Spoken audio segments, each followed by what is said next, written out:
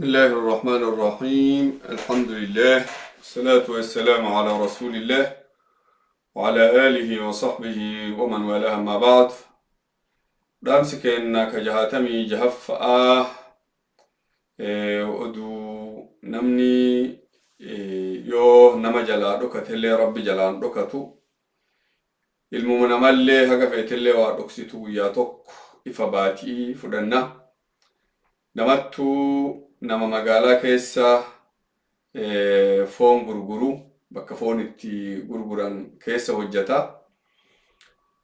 Guyyaa tokko isa ka hojii fi fixatee gala deemu dubartii wayii kan namni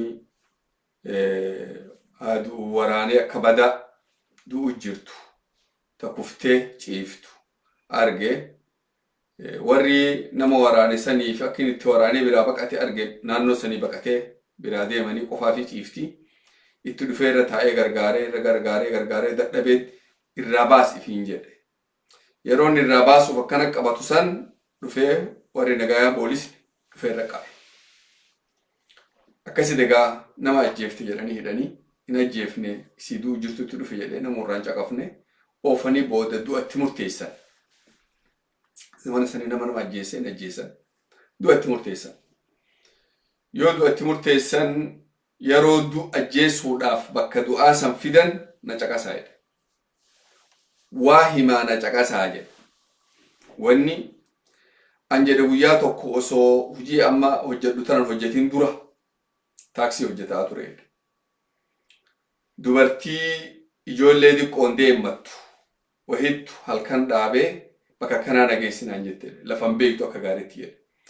Bakka san hin ta'in geeffadhee bakka nagayni hin ta'in bakka dukkanaa geeffadhee achitti buuseerra ilma isii kaan ajjeesee isii guddootti dhimma bahee egaa hajaarraa fixadheen booda ajjeesee achumaan owwaalee dhokatte dhoonni sun takka namni dhageenye.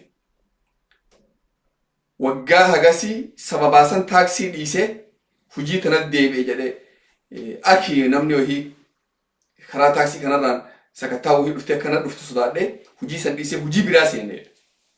Waggaa hagasii akkasii jiraadheedha. San duuba ta'an dhokse san rabbi arda gabbaase jedhe. Tanaan nan ajjeesinaa jedhe. Tanaan hin ajjeefne hin tuqne nama ajjeese barbaadadhaa jedhe tanan dhiisinaa mootummaan. An ammoo san ajjeese saniin ajjeesaa jedhe. Ajaban dubbitaan. An du'a haqa qaba nama ajjeese nama lama ajjeese. Dubartii fi ilma isii xiqqaa ajjeese. Du'a haqa qaba jedhe. Garuu tanaan nan ajjeefne tanaan hin duune beekaa jedhe. Tana nama ajjeese isi barbaadan hin dhiisinaa. Nama ajjeese nama isii ajjeese agarree ajjeefne jettanii dubbisan akka hin dhiifne tiyyata biraati. Wanni ammoo oduu tanarraa nu fayyadannu haga feetellee waa dhoksitu badii. Balaa takka haga feetellee dhoksitu guyyuma tokko saaxilamtaa beeki. Yoo kan gara ati beektu yoo kan gara ati hin beekne. Namtichi kun amma waggaa hagasii booda waan san namni argee namni magaalaa jiru martuu isa beekama bakka foonii dalagaa achi nama gurguraa beekamaa ta'e maqaa durii jirjiritee maqaa biraa baafatee nama biraa qabu. Isa akkasii san rabbi oofee harkuma isaatiin du'a seensisa inni seena. Wanti irraa fayyadamu duuba hamtuurraaf haa eegnu gaarii haa hojjannu hamtuu tana yeroo hojjattu naa dhokatti jettee iyyaadin hagmu tokko si dhokatti. Badiin ati dhoksite guyyuma tokko si saaxilti beeki. Guyyuma tokko yoo mara guddatte akhiraa si saaxilti fuula rabbii duratti. Saaxilamuun sanirra guddaa ammoo eessa jirti? Asi waa dhoksitee atiin bira baatee dabarte. Rabbiin guyyaa qiyaamaa maqaa kan keeyamee abaluu badii akkanaa hojjette jedhanii fuula rabbii duratti aalama guutuu kasi caqasu firaa fi ahlii kan kee hunda kataa isi daawwatu. Badii san maqaa si dhawanii achirratti badii san si murteessuun salphinni sanii oliin jiru.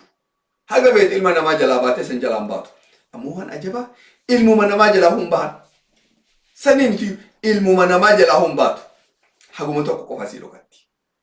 Sanii miti ammalee dhukkubbiin isii namni badii qabu kawaa dhokse rakkoon isa dhagayamtu ta waggaa hagam inni wanti kun saaxilamitti jedhee inni ooyee qufaanu rakkoo si geetti. me waan rakkoo yuun tinti qoota akkasini waan rakkoo mayyuun ta'in ta'ammoo isin amma zamanu jiru tanatti biyya dhiyaa tanatti rakkoo niitii lammaffaa fuudhe haa jennu namtichi asii deemee takka asuma keessattuu takka walii galanii nikaahati halaala osoo guyyaa nikaahati san silaa du'a takkuma du'anii firraa bismillah jedhee niitii isaa yaamee kabajaanaa dhabaluu teenna baay'ee si galatoomfadha zamana dheeraa waliin jiraanne akka gaarii waliin jiraanne ammallee sin jibbine si jaaladha garuu jedhee odoo silaa tiime wama taate taatii takka du'aa yookaan ima jiraata du'uu dhabama mala yoo mara guddatte addaan deemnaan jetti malee ajjeeftu garuu dhoksuun sun dhukkubii hagam geettu qabdi laal guyyaa rabbi uumarayyuu imarifata guyyaa rabbi uumaraa imarifateen dhoksuun salphinna dhoksuun waa dhoksuun salphinna mataa isiitii salphinna akkasiin taate simattuu nagaa hin arganneti yeroo hundaaf shakkita if sodaata waan kaan dhagayina jetta rakkoo ati irra geettu irra guddoo rakkoon sun qabdur guyyaa tokko namni ofii naa odeessee warra taaksii oofu kanaas nu wajjiin waggaa 8-9 dura naa odeesse qissaa wahii mudatte namni taaksii oofu kun haga tokko bilisan beektanii garuu fedhe deemaa yeroo fedhe bahaa yeroo fedhe seenaa dubartiin hagas mara kontirooluu hin dandeettu nama taaksii oofu namni siin kontirooltu nama hojii beekamtuu qabu sa'a hagasi keessaa bahaa sa'a hagasi mana gahuu qaba gara biraa dhaquu hin danda'u kun zamana dubartii nama kontirooltana baana saayibni kiyya kun asii deemee naannoo magaaluma tana keessatti ganda biraa immoo kanarraa fagoo dhaqee achi fuudhe magaalaan ta'an amma jiru tana amti magaalaa biraa raanaa odeesse inni isaa achiirraa dhufe magaaluma fi qubatu ammoo ganda biraa ka fagoo dhaqee achitti ta biraa ta ijoollee qabdu ni kaahati ammoo irra walii galan ani ijoollee qabaa niitii qabaa akka dubbiintu mul'atu hin barbaadu ammoo karuma sirnaatii warra isaan irraa kadhatee fuudhee nikaaha nagaa godhanii fi ragaa achitti Afrikatti waan maraa godhanii asii namuu quban qabu inni taaksii oofaa irra baheetuma isilleen ijoollee jabduu qabdi ijoollee tana keessa nama dhiiraa biraa fiduu hin barbaanne wanni isiin gootu yeroo ijoolleen iskuula addaan dabartu isiin galgala waa hojjetti xiqqoo ganama guyyaa kanaan hojjettu yeroo ijoolleen iskuula addaan deemtu sa'a 9 ijoolleen dabarte addaan yeroo san mana dhufaa haga zuhurii waliin taa'a guyyaa marayyuu eegasii akkasii biraa deemachuu ajaa'iba fixatanii duuba jiruun isaa akkana deemteef zamana dheeraa ilmallee dhaltee fi nagaan zamana dheeraa akkana deemteef astaghfirullah ilman dhalleeftuun ilman dhallee fi akkasii zamana dheeraa moo jiraate gandaan ammoo taaksii oofaareen eessa dhaqxe namni jedhuun hin jiru mallaqa barbaaduu deeme isa akkasii jiru dubartii wahii ta ollaa isaa ta ollaa warra isaa kaanii warra isaa guddichaa san ollaa achirraa godaantee mana naannoo kanatti mana manni qubate kana ollaatti mana kennaniif ollaa miti fuulduratti obbisite jechuudha fuuldura gamaa gamana mana lamaa wallaalu kana mana kennaniif mana dhuftee dubartiin lamaantu waliin beektu ta'amma inni booda qabu tanaaf sun waliin beektu dhuftee achi qubattee nagaan garuu waan gartee namtichi ollaa isii kaan ka taaksii fi taan dhufee taaksiin isaan beektu ollaa warra achitti makiinaa fi as dhaabatee mana kana seenu soba jedhee guyyaa keessaa bahu borumtallee deebi'u iftaanillee deebi'u gaafa kana dubbii nama jabaatti dubartiin egaa namni oduu jaalatte qiyaasa malee fi sabiilillah oduu tana tabarru'a taatee telefoona sanillee bahii baaftee waan maraa bilbiltee addunyaa tana waliin gahuu xabi'aa dubartiiti oduu jaalatti dubartiin maraa miti harka guddaa san maal godhe duuba dhaqxee duuba ganda kana salaamtee wal barattee waan mara gootee akkam jirtan jetteeni dhiirsi kee dhufattee isin yoo dhufu jalaa baati ijoollee mana barumsaa geessa waliin geessanii waliin haasa'aa dhuftee mana si gortee dhiirsi kee dhufa gisin jettuun biraa baati qajeela dhibbaraa dhibbatti hubatte ammoo inni hin gaari isa jalaa dhufatti dhibbaraa dhibbaa dhaqxee egaa saahibtitti isa taane dhaqxee dhiirsi akkasiin niitii biraa qaba hin qabu bar takka amar fi sabiilillahi kun maasha allahu taaksii fi oofatu malee ijoollee forra fi malee waan takka nama waan sayyaaduu mitiyyuu nama garii bad namni irraa hin beekne akka laafatti gariin osoo waan takka hin goone afaan haasa'aa oola beektu wallahi tabiraa fuudha haasa'aa oola gariin ammoo ka hojiirra jiru namni beekuu hin dandeenye Saantichi kee kun akkasiiti ka hojirra jiru namuu beekuu hin dandeenye jechuudha. Gaaf kaane gaabar wanni akkasii miti barniitii qaba. Akkam ollaa kiyyaa barsamu koottume.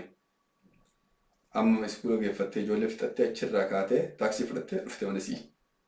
Dhufanii amma makiinaa fi gartee makiinaan isii gadhaabatu kanan beekti makiinaa isaanii beekti.